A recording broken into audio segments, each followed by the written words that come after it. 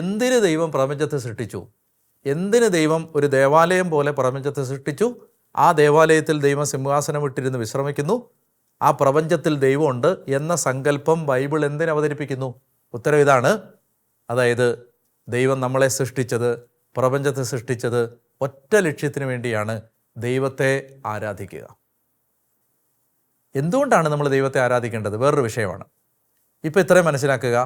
നമ്മൾ ദിവ്യകാരുണ്യത്തിൻ്റെ യാത്ര തുടങ്ങുമ്പോൾ നമ്മുടെ മനസ്സിൽ എഴുതിയിടേണ്ട ആദ്യത്തെ ചിന്ത ഇതാണ്: എന്നെ ദൈവം സൃഷ്ടിച്ചത് വേറൊന്നിനും വേണ്ടിയിട്ടല്ല, ദൈവത്തെ ആരാധിക്കാനാണ്. ഞാൻ പിറന്നു വീണ ഈ പ്രപഞ്ചം ഒരു കോസ്മിക് ടെമ്പിളാണ്, ഒരു വിശ്വദേവാലയമാണ്. ആ പ്രപഞ്ചത്തിൽ ദൈവം രാജാവായി വാഴുന്നുണ്ട്, വിശ്രമിക്കുന്നുണ്ട്. അവിടുന്ന് സിംഹാസനാരൂഢനായിരിപ്പുണ്ട്. അവിടേക്ക് ഞാൻ അവൻ്റെ സാന്നിധ്യത്തിലേക്ക് പ്രവേശിക്കണം എന്ന ഇൻവിറ്റേഷനാണ്, ക്ഷണമാണ് 7-ാം ദിവസം. അത് എന്നെ വിളിക്കുന്നത് ആരാധനയിലേക്കാണ്. അപ്പോൾ സൃഷ്ടിക്കപ്പെട്ടു എന്ന ഒറ്റ കാരണത്താൽ നമ്മൾ ദൈവത്തെ ആരാധിക്കാനായി വിളിക്കപ്പെട്ടവരാണ്.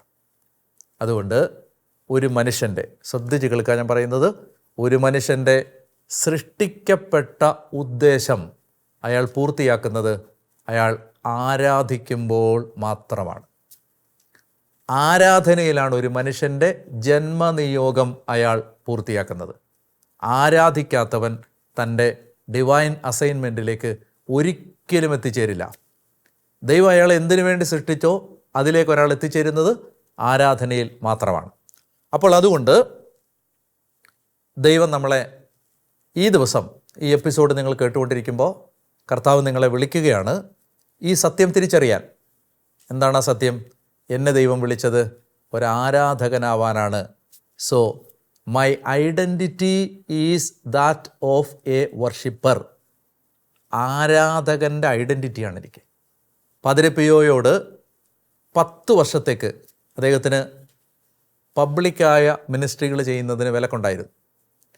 പരസ്യമായിട്ട് കുമ്പസാരിപ്പിക്കാൻ അനുവാദമില്ല, പരസ്യമായിട്ട് ആളുകൾക്ക് വേണ്ടി കുർബാന അർപ്പിക്കാൻ അനുവാദമില്ല, പരസ്യമായിട്ട് ആളുകൾക്ക് മിനിസ്ട്രി ചെയ്യാൻ അനുവാദമില്ല. അങ്ങനെ ഒരു വിലക്ക് അദ്ദേഹത്തിന് മേലധികാരികളിൽ നിന്ന് വരുമ്പോൾ അദ്ദേഹം ചോദിക്കുന്നൊരു ചോദ്യമുണ്ട്: ആരാധിക്കുന്നതിന് വിലക്കില്ലല്ലോ. നമ്മളിന്ന് സങ്കടപ്പെടുന്നത് എന്തെല്ലാം കാര്യങ്ങളുടെ പേരിലാണ്. നമുക്ക് നിഷേധിക്കപ്പെട്ട സ്ഥാനം, നമുക്ക് നിഷേധിക്കപ്പെട്ട അംഗീകാരം, നമ്മളെ ആളുകൾ പരിഗണിക്കാതിരുന്നത്, അപ്രീഷിയേറ്റ് ചെയ്യാതിരുന്നത്, നമ്മളെ ആളുകൾ ബഹുമാനിച്ചില്ല എന്നുള്ള ചിന്തകൾ, അല്ലെങ്കിൽ നമുക്ക് വേണ്ടത് പണം അല്ലെങ്കിൽ അങ്ങനെയുള്ള കാര്യങ്ങൾ തന്നില്ല എന്നുള്ള പരാതികൾ. പാദ്രി പിയോ പറയുന്നത് എന്നെ അതൊന്നും അലട്ടത്തില്ല, എനിക്കൊരു കാര്യമുള്ളൂ, ആരാധിക്കുന്നതിന് വിലക്കില്ലല്ലോ. ഇത് പറഞ്ഞാൽ ഞാൻ ചുരുക്കി പറയാം, നമ്മൾ നമ്മുടെ സന്തോഷം കണ്ടെത്തേണ്ടത് ഈ ഭൂമി വെച്ച് വിളമ്പിയ ഒരു കാര്യങ്ങളിലും അല്ല, ദൈവത്തെ ആരാധിക്കുന്നതിലാണ്. 10 വർഷം ഈ മനുഷ്യൻ ആ ആനന്ദത്തിൽ ജീവിച്ചതുകൊണ്ടാണ് ഇന്ന് അദ്ദേഹത്തെ വിശുദ്ധ പാദ്രി പിയോ എന്ന് നമ്മൾ വിളിക്കുന്നതും തിരുശേഷിപ്പുകൾ സൂക്ഷിക്കുന്നതും ഇന്ന് അദ്ദേഹത്തിൻ്റെ മാധ്യസ്ഥ അപേക്ഷിക്കുന്നതും ഒക്കെ. അതായത് ഒരു മനുഷ്യൻ തൻ്റെ വ്യക്തിത്വത്തെ, സ്വത്വത്തെ, ഐഡൻറ്റിറ്റിയെ കണ്ടെത്തിയത് വർഷിപ്പിലാണ്. ദൈവം നമ്മളെ വിളിക്കുകയാണ് ആരാധകരാവാൻ. ആരാധകരായാൽ ഞാൻ നിങ്ങളോട് പറയുന്നു, നമ്മുടെ ജീവിതത്തിൽ നിന്ന് പരാതികളില്ലാതാവും. വർഷിപ്പറിന് കിട്ടുന്ന ഒന്നാമത്തെ ദാനം എ ലൈഫ് വിതൗട്ട് കംപ്ലൈൻസ്, പരാതികളില്ലാത്ത ജീവിതം.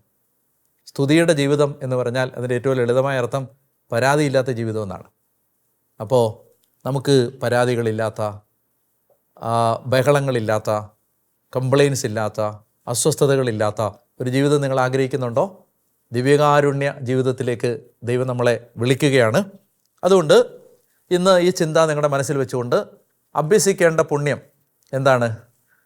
അഭ്യസിക്കേണ്ട പുണ്യം ട്രസ്റ്റാണ്. ട്രസ്റ്റ്, ദൈവത്തെ ആശ്രയിക്കുക, കണ്ണും പൂട്ടി ദൈവത്തെ വിശ്വസിക്കുക. ട്രസ്റ്റ്. ഉപേക്ഷിക്കേണ്ട തിന്മ എന്താണ്? നമ്മളിൽ തന്നെയുള്ള ആശ്രയത്വം. നമ്മൾ ഒരുപാട് കാര്യങ്ങൾക്ക് നമ്മുടെ കഴിവിൽ ആശ്രയിക്കുന്നവരാണ്. എന്നാൽ ആരാധനയുടെ ഏറ്റവും സിമ്പിളായ വ്യാഖ്യാനം എന്ന് പറയുന്നത് trust God in all situations. എല്ലാ സാഹചര്യത്തിലും കർത്താവിനെ ആശ്രയിക്കുക, വിശ്വസിക്കുക, ട്രസ്റ്റ് ചെയ്യുക. ഉപേക്ഷിക്കേണ്ട തിന്മ എന്താണ്? സ്വാശ്രയം, സെൽഫ് റിലയൻസ്, നമ്മളിൽ തന്നെയുള്ള ആശ്രയം. ഇനി പ്രാർത്ഥിക്കേണ്ട പ്രാർത്ഥന ഇങ്ങനെയാണ്: ഈശോയെ, ഞാൻ അങ്ങിൽ സമ്പൂർണ്ണമായി ആശ്രയിക്കുന്നു. Jesus, I trust in you 100%. കർത്താവേ, ഞാൻ നിന്നെ പൂർണ്ണമായി ആശ്രയിക്കുന്നു, പൂർണ്ണമായി ശരണപ്പെടുന്നു. ഇതാണ് ഇന്ന് നിങ്ങൾ ആവർത്തിച്ച് ചൊല്ലേണ്ട പ്രാർത്ഥന. 3 കാര്യങ്ങൾ പറഞ്ഞു. അഭ്യസിക്കേണ്ട പുണ്യം ട്രസ്റ്റാണ്. ദൈവത്തെ ആശ്രയിക്കാൻ കൃപ കിട്ടണേ എന്ന് പ്രാർത്ഥിക്കണം. രണ്ടാമത്തെ, ഉപേക്ഷിക്കേണ്ട തിന്മ നമ്മളിൽ തന്നെയുള്ള ആശ്രയമാണ്. മൂന്നാമത്തേത്, നമ്മൾ പ്രാർത്ഥിക്കേണ്ട പ്രാർത്ഥന, Jesus, I trust in you completely 10%, 100% I trust in you. എല്ലാ കാര്യങ്ങളിലും ഞാൻ നിന്നെ ആശ്രയിക്കുന്നു, ഞാൻ നിന്നെ ട്രസ്റ്റ് ചെയ്യുന്നു, വിശ്വസിക്കുന്നു. ഇനി എന്താണ് ടാസ്ക്?